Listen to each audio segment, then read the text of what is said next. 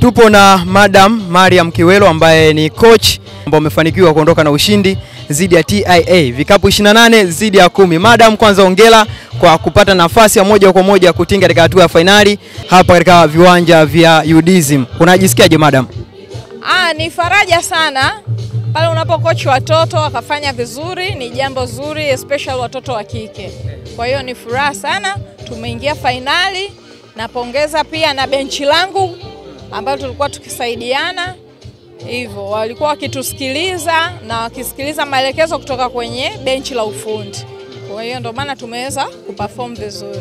Lakini Madam, tunaweza kufahamu maandalizi ambayo ulikuwa unatumia kuandaa hawa mabinti wadogo wa shule ya sekondari, lakini umefanikiwa kuwafunga dada zao wapo level ya chuo, lakini umeonyesha uwezo mkubwa hapa uwanjani. Maandalizi yalikuwa ni yapi hasa?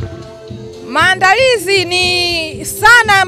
Kwanza ni wachezaji wote, watoto wengi wanapenda kucheza.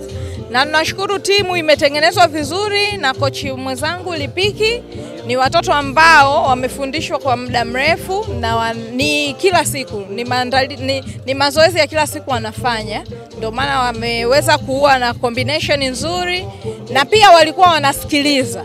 Unajua unaweza ukawa na timu nzuri lakini kama hawasikilizi mipango yako, strategies za kwenye bench na kuwataki wapinzani, inakuwa ngumu kidogo kwenye ucheza. Kwa hiyo timu yetu kama ulivyoiona walikuwa wanasikiliza na wenyewe ndani ya uwanja walikuwa wanaongea na kuelekezana pale kwenye mapungufu.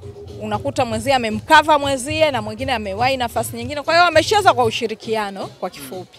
Kwa hiyo nicho tu, kwa kusikiliza, wanasikiliza maelekezo ya coach na juhudi pia kutoka moyoni mwao, wanajituma.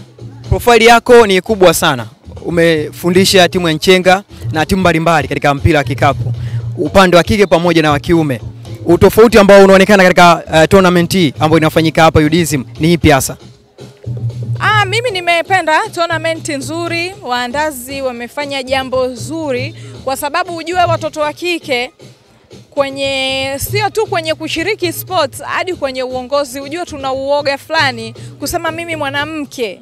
Kama mimi nasema mimi mwanamke nitaweza kukochi wanaume, lakini mimi nimethubutu naweza kusema na najitahidi kwa kadri lakini kwa peke yangu siwezi. Niko na makochi nyuma yangu ambao nawauliza nifanye nini, najifunza kutoka kwao. Makocha wa kiume wananielekeza, kwa hiyo nafanya na kurepresent wanawake, lakini na kochi watoto wa kiume, lakini wanakusikiliza na wanafanya kile unachowatumikisha wakifanye uwanjani kwa uzuri bila kuwashautia. Ni maelekezo tu madogo. Kwa hiyo mimi napenda kuadvise wanawake tusiogope kwenye chochote, kwenye jambo lolote. Kama bonus yetu tunaposema rise up, we are here to rise young generation. Me apart from coaching, pia nilikuwa mchezaji na mchezo huu wa basket ndo umenipatia elimu. Nimesoma kwa scholarship hadi chuo, nipata degree yangu. Kwa hiyo mimi niseme ni jambo zuri UDSM wamefanya, na kama hivyo wamesema rise up kuja kuwasaidia watoto upande wa scholarship ni jambo kikubwa, kwa sababu kwa Tanzania alikuwa hatukipati enzi hizo. Wakati nasoma tulikuwa tunakimbilia Uganda, tunakimbilia Kenya, lakini kama kimeanzishwa hapa mimi nimefurahi. Ni jambo zuri sana kwa watoto wa kike ambao wanasoma kupata opportunity, kwa sababu talent naamini ziko mtaani nyingi, lakini ukuta wengine hawasomi, wazazi hawawezi kuwalipia ada, kwa hiyo wanakosa na opportunity. Lakini walivyoleta hii program ya mtoto wa kike awe mchezaji na pia aweze kupata elimu, ni jambo zuri sana. Mimi binafsi limenifurahisha. Napenda kuwapongeza viongozi walioandaa hii shindano, wasiishie hapa, naamini wafanye kubwa zaidi ya hii. Tunakushukuru sana. Asante sana.